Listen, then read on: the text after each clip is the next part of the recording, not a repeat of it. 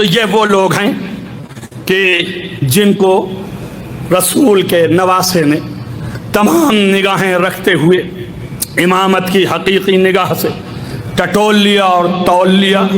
یہ تو ظاہر کے استدلالات تھے جو آپ کے سامنے بہت عشر یاسیر بہت تھوڑا سا پیش کیا، اور عسر کے ساتھ، یعنی یہ ظاہر تھا، وَإِلَّا باطن تو کچھ اور ہے۔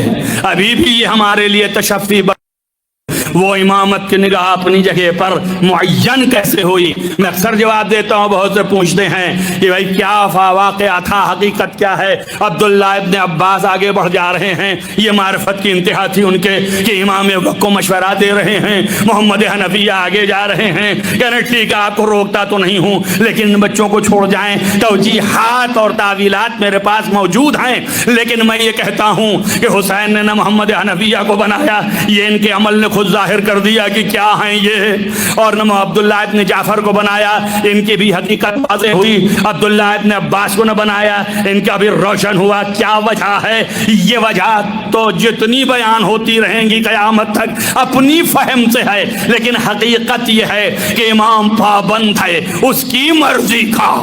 توجہ کریں آپ، جو محضر شہادت میں ہے وہی کرنا ہے، اس سے ہٹ کے نہیں کرنا ہے۔ تب محضر میں یہ ہے، اس لیے سکینہ کو لے جا رہے ہیں، صغرا کو چھوڑ رہے ہیں، علی اصغر کو لے جا رہے ہیں، اور سلمہ کو چھوڑ رہے ہیں۔ ام سلمہ کہتی ہیں لال میں بغیر تیرے زندہ نہیں رہ سکتا ہوں۔ کہا نانی آپ جا نہیں سکتی ہیں؟ کہا کیا میں نہیں جا سکتی ہوں؟ 6 مہینے کا بچہ جا سکتا ہے اور یہ بچی جا سکتی ہے، کیا مجھ میں اب اتنی بھی طاقت نہیں ہے؟ مجھے لے چلیں۔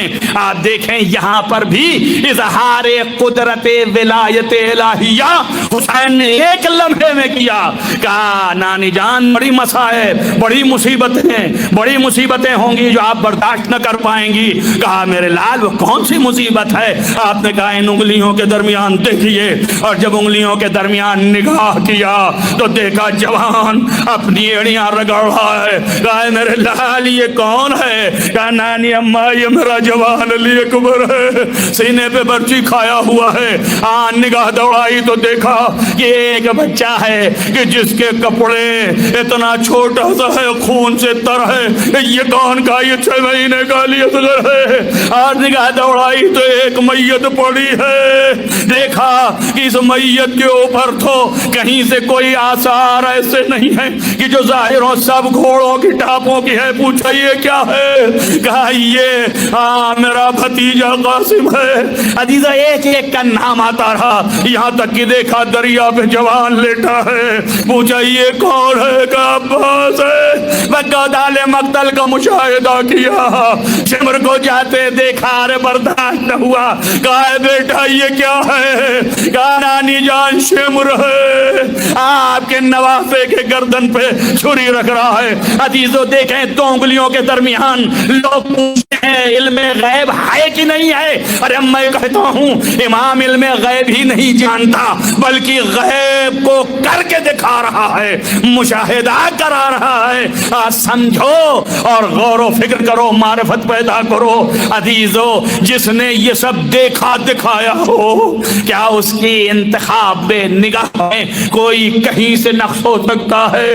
آپ سوچیں تو ایسے کو ڈھونڈا کہ جس کے صبر کی انتہا اور دین کی پابندی کی انتہا یہ ہے کہ خلافت الہیہ اور ولایت الہیہ میں ایک ذرہ نقص نہ ہے۔ اس کی دلیل وہ تھی جو ابھی آپ کو بتایا کہ جناب جیسے ہی ابن زیاد آیا اور آپ نہ نکلے، اور دوسری یہ ہے کہ جب آپ کے دندان مبارک شہید ہو گئے اور سامنے پانی آیا تو یہ پیاسا اگر دہان کے پاس لے گیا تو دیکھا خون ٹپک گیا اور فوراً پیالہ بڑھا دیا۔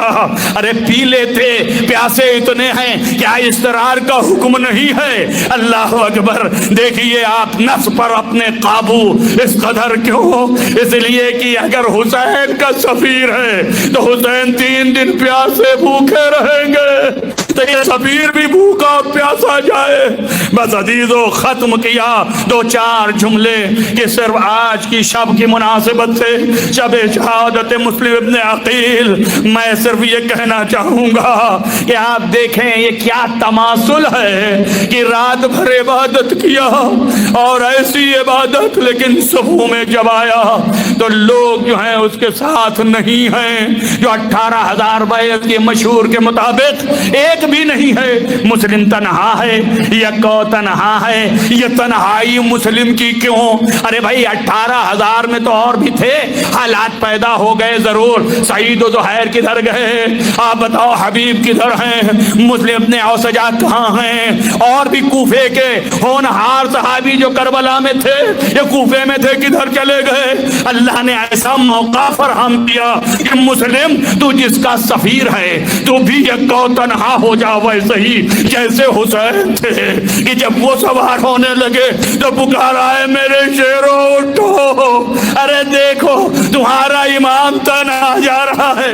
عزیزو ویسے ہی مسلم ابن عقیل تنہا ہے، کوئی مددگار نہیں۔ ارے وہاں زینب تھی مددگار کے طور پر، تو ایسے ہی ایک سہارا توبہ کو قرار دیا اللہ نے کہ وہ بھی نکلی کہ تھوڑی دیر کے لیے مسلم کے ساتھ دے دے۔ عزیزو وہ بھی مظلومہ دنیا کو تنہا۔ بس میں یہ کہوں گا عباس اگر آپ دریا سے نہ لا سکے اور اس میں آپ کے چاروں طرف دشمنوں نے آپ کو شہید کرنے کا جو گھیرا لیا، ایک تنہائی میں آپ جنگ نہ کر سکے، مگر کوفے میں دیکھو مسلم ابن عقیل کو عزیزو لکھا ہے کہ بھائی ایک وقت مسلم ابن عقیل پہ تلواریں الگ تھی اور پتھر الگ تھے، آگ کے گولے الگ تھے۔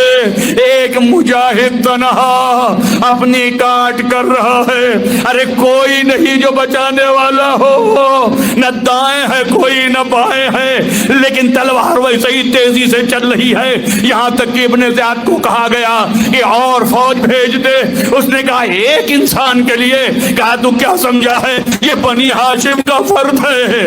عزیزو اس کے باوجود بھی کوئی پالا نہ پڑ سکا، آخر میں وہی دسیسہ رچا گیا، اسی طریقے سے آپ کو اس گھیرے میں لیا گیا کہ جہاں ایک خندق تھا اور وہاں کے قریب پہنچے۔ اب مسلم ایسے حالت میں گرفتار ہوئے، وہ بھی غیر کی تمام تر شہادت پر جب یہ گرفتار ہو گئے اور جب وہاں پہنچے تو بس ایک ہی بات کہنی ہے، تنہائی بھی حسین کی لی، مظلومیت بھی حسین کی لی، پیاس بھی حسین کی لی، سب میں شریک ہو گئے، مگر ایک چیز ابھی رہ گئی، وہ یہ ہے کہ زندہ زندہ حسین کا سر قلم کیا گیا۔ عزیزو مسلم اس میں بھی شریک، وَإِلَّا شہداء شہید ہو گئے، اس کے بعد سر قلم ہوا، لیکن حسین زندہ زندہ۔ عزیزو آپ واقف ہیں کہ جب امام حسین کا سر قلم کرنے کو کہا تھا پسر سعد نے، تو کہا شمر نے کہ حسین مر چکے ہیں، اب کیا قلم کرنا؟ کہا نہیں ابھی زندہ ہیں، اسی زندگی میں قلم کر۔ کہا زندہ نہیں ہے، میں سانس دیکھ چکا ہوں۔ کہا اگر جاننا چاہتا ہے تو سن میں ابھی دکھاتا ہوں کہ زندہ ہے کہ نہیں۔ لکھا ہے کہ زین فرس پر کھڑا ہوا، پکارا اے فوج والو خیمے میں آگ لگاؤ، زینب ام کلثوم کے سر سے چادر چھینو۔ ارے میرے مولا نے کونیوں کو ٹیک دیا، سر اٹھا گا شمر، ابھی میں زندہ ہوں۔ میں کہوں گا اے مسلم، جیسے تمہارا سر ہوا میں اور تیغ پڑی تو نہیں ہوا، ویسے ہی حسین کے سر پر ارے ظالم نے خنجر چلایا، مگر ایک فرق رہ گیا مسلم، تمہارا ایک وار میں سر کٹ گیا، مگر مظلوم ارے 18 مرتبہ سر پر خنجر چلتا رہا۔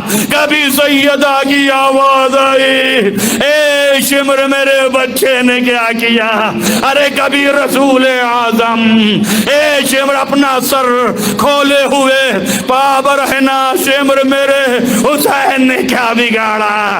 عزیز عزیزو مگر شمر ذبح کرتا گیا. اسی درمیان ایک آواز آئی کہ اے شمر مجھے نشیب میں رکھ, ارے میری بہن دیکھ رہی ہے. ارے عزیزو زینب کبھی ٹلے زینبیہ پہ, کبھی خیمے میں. ایک مرتبہ آواز آئی السلام علیک یا ابا عبداللہ. کیسے آواز آئی؟ جب بہن نے دیکھا کہ سر نوکے نیزہ پہ ہے تو بڑی خیمے میں کہا او سید الساجدین, ارے بیٹا دیکھو قیامت آ گئی. جیسے ہی آنکھ کھولی تو دیکھا باپ کا سر نوکے نیزہ پہ. آواز دیا السلام علیک یا ابا عبداللہ.